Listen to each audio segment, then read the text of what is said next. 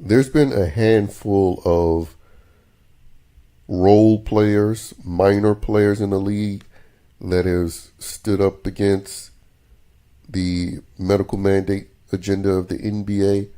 But Kyrie Irving is probably the one non-slave major NBA player that has stood up against the medical mandate agenda.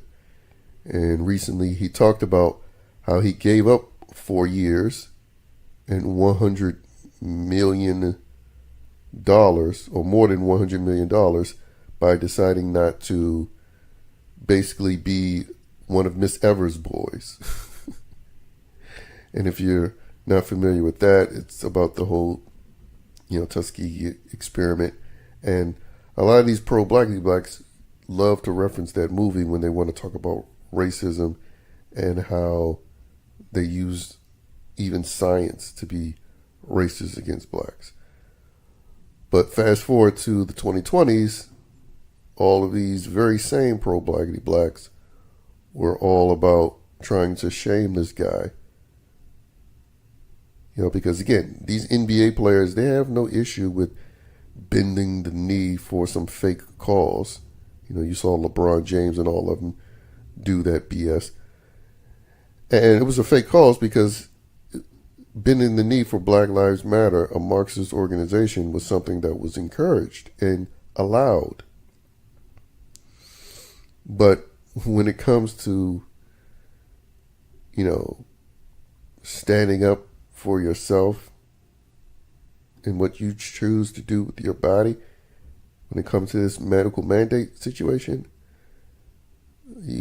all those same knee benders, they continue to kneel, but now they kneeled for Pfizer and for Fauci. Very few of them actually stood up for themselves. And you had NBA Twitter, who loves to be all about social justice, who are also trying to shame Kyrie Irving. But Kyrie Irving personally, he exposed that all of that talk about how bold and brave they are to stand up against the system that comes from a lot of these prominent NBA players, all of that talk is just talk. And at the end of the day, they are the slaves. They are the coons that they like to call other people. That's who and what they are. Because every single time when their woke white liberal masters truly crack the whip for them to push the agenda, whether it be medical mandates or the alphabet sex cult agenda, transing their own children like Dwayne Wade, every single time when they're pushing the agenda, when they crack the whip for them to behave, they behave and they push that agenda. None of that bold talk and outspokenness from before. Because again, when these people are being outspoken, the LeBron James of the world, they're being outspoken on issues that they're allowed to be outspoken about. They get away with saying and doing a bunch of racist nonsense, in the name of pro-blackness. They get away with that. But the cost is that they have to kneel to all these other various agendas, which should be a clear case of oppression, the oppression that they always claiming to be against. Well, here's a prime example of it. And they all just cowardly stood by and took it. But Kyrie Irving was one of the few that remained consistent with his message of being against so-called oppression by, not taking out Fauci's medicine. And now with Joe Biden flipping the switch and saying, hey, it's over now, Kyrie Irving stood his ground, and now he no longer has to deal with those pressures.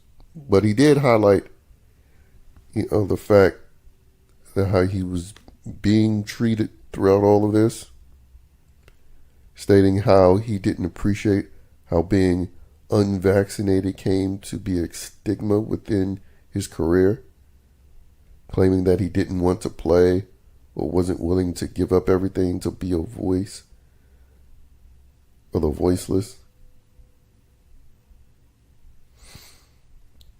Whatever, you know. And you could see comments even within his Deadline article. Oh, he's a flat earther and all that. I mean, yeah, the woke white libtards most definitely felt free to talk all kinds of shit about this particular so-called black man. But again, when they get the green light and when one of them go off of the plantation, then you see all of their criticisms come. And they are as disrespectful as possible. You know, they even send their little celebrity assets like Chris Rock to try to demonize the guy. Chris Rock, by the way, a person who has on video stand up talking about the pharmaceutical industry. So it just goes to show you with Kyrie Irving and his stance, how many people are full of it and how very few are actually legitimate in their stances. Because the NBA, which is majority so-called black, and they're all supposed to be so-called pro-black, they just expose themselves for the slaves that they truly are. They're just loudmouth slaves that get to talk reckless, and as a reward, you know, they're allowed to be celebrated and paid a ton. But again, when it's actually time to truly stand up for something, they're silent and they bend over. And a lot of them were literally bending over to take a shot on the rear. Or maybe that's just what they do in China. You know, China, speaking of China, another thing that all these pro-blackity blacks in the NBA are silent on, despite their open racism through that CCP. But yeah, I mean, again, Kyrie Irving, one of a small handful, especially of notable players, that actually stood his ground, while the rest of them buckled their legs and bended their knees, not just for BLM, but for Pfizer, Fauci as well.